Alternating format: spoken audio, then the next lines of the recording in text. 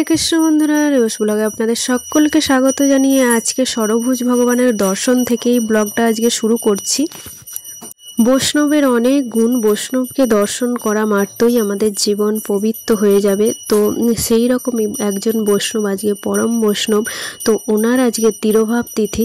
তো আমার পরম গুরু মহারাজ ছিল ভক্তি প্রোগ্রাম জ্যোতি গোস্বামী মহারাজের আজকে হচ্ছে ৭ম তিরোভাব তিথি। সেই উপলক্ষেই আজকে মন্দিরে এসেছি। আর এইখানে এই যে ওনার মন্দির, সমাধি মন্দির, তো ওনার সমাধি মন্দিরে আপনাদেরকে দর্শন করাবো। আর এইখানে দেখুন আজকে প্রচুর ভক্তরা এসেছে, ওনার শিষ্যরা এসেছে। আর এইদিকে এই যে বাবাজি মহারাজের সমাধি মন্দির। তো চলুন এখন আমি পরম গুরু মহারাজের মন্দিরের ভেতরে নিয়ে যাই, নিয়ে গিয়ে তারপরে আপনাদেরকে দর্শন করাই। তো বৈষ্ণবের তিরোভাব তিথিতে নিজের চোখের মধ্যে যেহেতু একটুও জল আসে বা তার তিরোভাবের জন্য বিরহ যদি মনের মধ্যে আসে, তা থেকেও ভগবান সন্তুষ্ট হয়। কারণ বৈষ্ণব সন্তুষ্ট হলেই তবেই কিন্তু ভগবান সন্তুষ্ট হয়। তো সেই জন্যে আজকে এই তিরোভাব তিথিতে ওনার কাছে এখানে বসে অনেকের চোখ দিয়ে জল আসতে দেখেছি। এখানে ওনার তিরোভাবের কথা মনে করে অনেক ভক্তরা, ওনার শিষ্যরা এখানে বসে বসে ওনার কথা মনে করে করে চোখ দিয়ে জল এনেছে। তো ওনার বিরহ অনুভব করছে। আর এখানে আজ আমি একটু বাইরের দিকটাতে আসলাম দর্শন করে। আর এই দিক থেকে এই যে পরম গুরু মহারাজের যে মন্দিরটা আছে, সেই দিকটাও খুব সুন্দর কিন্তু দেখতে লাগে। এখানে এই দেখুন ফুল দিয়ে পরম গুরু মহারাজের মন্দিরটা সাজিয়েছে। আর এখন একটু যাচ্ছি হচ্ছে গোবর্ধন পর্বতের এখানে আর রাধাকুণ্ডের এখানে। তো এই জায়গাটাতে আসলেই কিন্তু একদম পুরো বৃন্দাবনের মতো মনে হয়, যে গোবর্ধন পর্বত, রাধাকুণ্ড সব কিছু যেন পুরো বৃন্দাবনটা যেন এই জায়গাটাতেই একত্রিত হয়েছে। তো মনে হয় যে এই কথাটাও বলা ভুল, কারণ এটা হচ্ছে অভিন্ন বৃন্দাবন। তো সেই জন্যে সমস্ত কিছু রাধাকুণ্ড, শ্যামকুণ্ড এবং গিরি গোবর্ধন সব কিছুই এখানে বর্তমান আছে। তো এখানে দর্শন করলেই বৃন্দাবনের দর্শনের মতোই লাভ হয়। ওইদিকে গিরি গোবর্ধন দর্শন করে তারপরে যেই রাস্তাটা দিয়ে রাধাকুণ্ড, শ্যামকুণ্ড পরিক্রমা করা হয়, তো সেই রাস্তাটার এই দিকটাতে এসেছি। এই যে রাধাকুণ্ডের পাশেই একদম কি বড় একটা আম গাছ আছে, আর এই পাশে উপরে এই দেখুন একটা বেল গাছ আছে। তো ওই বেল গাছেতে বেলও হয়েছে দেখলাম কয়েকটা। আর এই রাস্তাটা দিয়েই সামনে এগিয়ে যেতে হয়। আর এই যে রাধাকুণ্ডের এই পাশে কতগুলো অনেক রকমের সব গাছ লাগানো আছে। আর এই যে সোজা রাস্তাটা দেখলেন, এই রাস্তাটা দিয়েই রাস্তা বরাবর যেতে হয়। তো সোজা গিয়ে একদম শ্যামকুণ্ডের ওখান দিয়ে, প্রভুপাদের যে সমাধি মন্দির আছে ওখান দিয়ে রাস্তাটা শেষ হচ্ছে। তো তাহলেই পুরোটা পরিক্রমা হয়ে যাবে, রাধাকুণ্ড শ্যামকুণ্ড হয়ে পুরো একদম এখানে গিরি গোবর্ধন আছে, এইটা পরিক্রমা হয়ে যাবে। তো এইভাবে প্রত্যেক দিনই কিন্তু সকালবেলা এখানে মঠের মহারাজরা, সাধুরা পরিক্রমা করেন।